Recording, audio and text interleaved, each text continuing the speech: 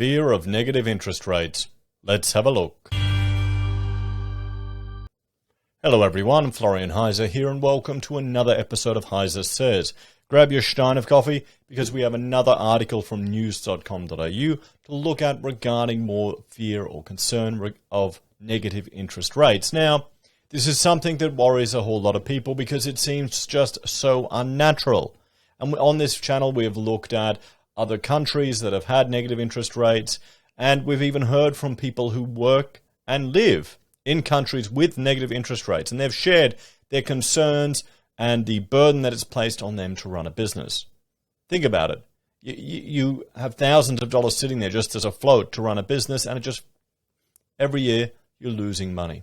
Could help someone get a job, could be invested. But as a business, you need to keep afloat. So it's now just going to be a cost of running business. You pass that on to consumers, and the consumers who have to spend all their money because they're going to lose it. Otherwise, they'll go out and spend more. At least that's what people hope. Turns out, well, it doesn't quite work that well, as people will just save more. At least that's what our governor from the Reserve Bank says. So before we have a look at this article, let's have a look at what Philip Lowe said to the Parliamentary Review, the Senate Economics Standing Committee. I don't quite see the trade-off quite like that. I make it clear, I haven't ruled out negative interest rates. What I've said is that they're extraordinarily unlikely. So he hasn't ruled them out, but they're unlikely. Now there's the question well, what that tells me is that if we get negative interest rates here in Australia, could you imagine how much of a mess we're in if they have to resort to that? What would it do to consumer confidence? In a world that's so uncertain and so fluid, I don't think it's prudent to rule it out, but it's extraordinarily unlikely. And if I can explain why, that's the conclusion we've reached. On the positive side of the ledger, I think the main benefit from negative rates is downward pressure on the exchange rate. So that's the main reason, well, the benefit for it. But Philip Lowe does explain how people end up saving more. It isn't a good thing, and no country has actually, implemented negative rates since we've entered the global pandemic and the turmoil that's gone around the world. So let's have a look at this to see why David Linwell Smith is making this argument. Australia's two big earners, iron ore and house prices, are both showing signs of slumping, which means there is one move the RBA will have to make. Really?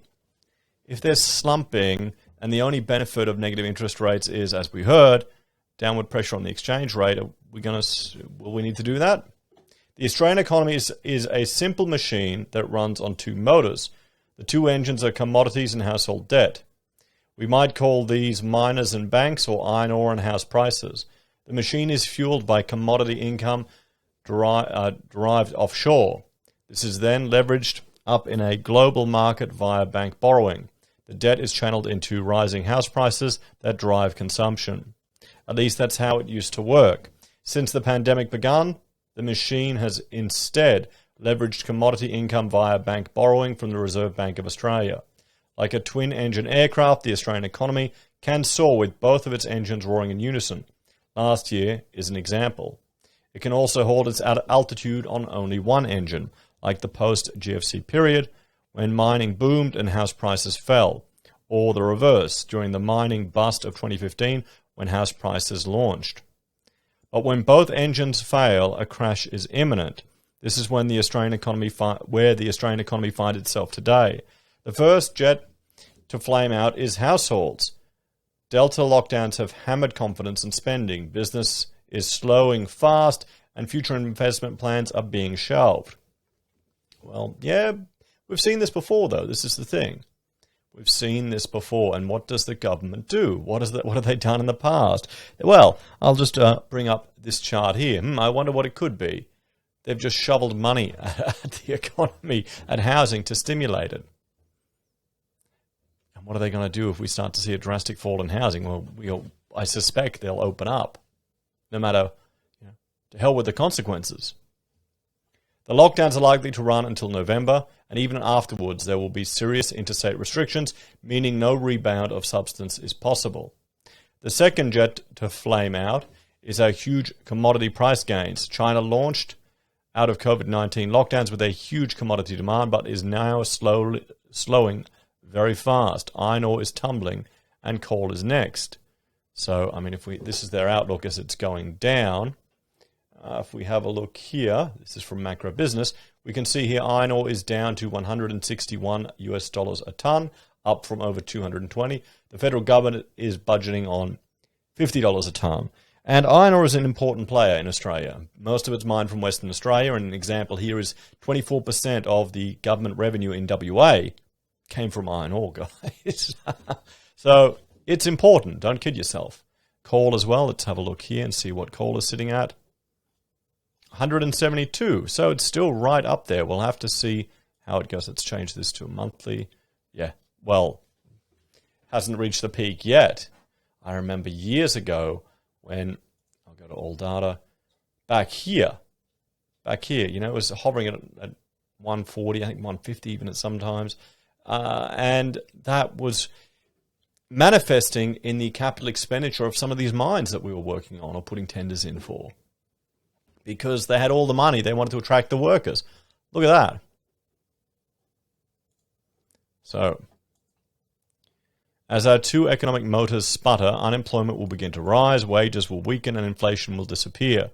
How can Australia react?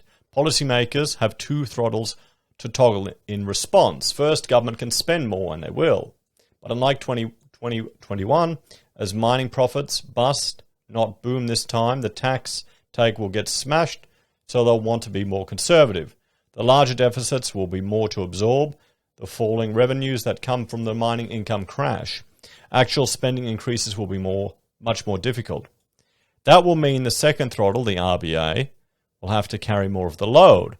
Australia will need a lower currency to help offset collapsing export income, so the RBA will be forced to increase its monetary printing and bond purchases as a matter of course. More interesting is what it will do for domestic demand. The likelihood is that the mining income engine will be shut off throughout 2022. The RBA will therefore need to rev its other engine, the housing market. But how can it do that when interest rates are already at effective zero and prices high? It is possible either the RBA will have to cut its cash rate negative, or it will have to print more money for the banks offering up on negative yields. The European Central Bank has been doing both of these for many years. The European cash rate is negative 0.5%, and it provides money to banks to lend for as low as negative 1%. The RBA says it will never do these things, but it always says that. Yeah, well, he's right there. He's right there. When the master alarm goes off, in this economic cockpit, the ominous voice declares, pull up terrain, it will have no choice. So what do you think, everyone? What do you think? Do you think we'll start to see negative interest rates? What's the solution and the takeaway to all of this? Well, let's have a bit of a talk. If we were to have lower rates, then I think we'd see... And this is what happens when I jump to the incorrect video. But anyway, I mean, are we going to have negative rates? That's the question. It'll be interesting to see how this plays out with the demand for natural resources and what other interventions the government will do to spur the housing market. Sure, they can, maybe they go negative. What else can they do? Can they start, just think about it, mortgage keeper could become a thing. That's a joke I keep making. It could turn into something.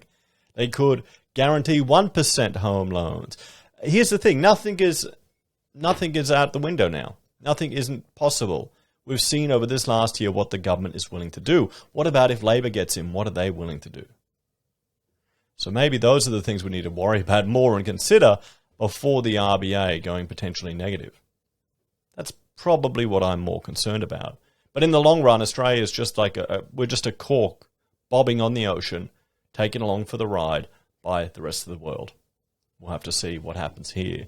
The optimal solution will be for the government to step back and let the market self-correct, but somehow I do not think we have the stomach for that here in Australia. What do you reckon? Do you think we could handle that? As always, thanks for watching. Like, share, subscribe to the channel. Let me know your thoughts and opinions on this one in the comments down below. If you're a fan and enjoy the content I create here, there are a few ways you can support us. You can join us on YouTube or Patreon. Sign up for SelfWealth or Stake. Use our affiliate links at Amazon, eBay, Independent Reserve, or AussieBroadband. You can buy merch from HeiseSays, use Gold Pass from the Perth Mint, or support us via PayPal. Take care, and I'll see you all next time. Bye for now.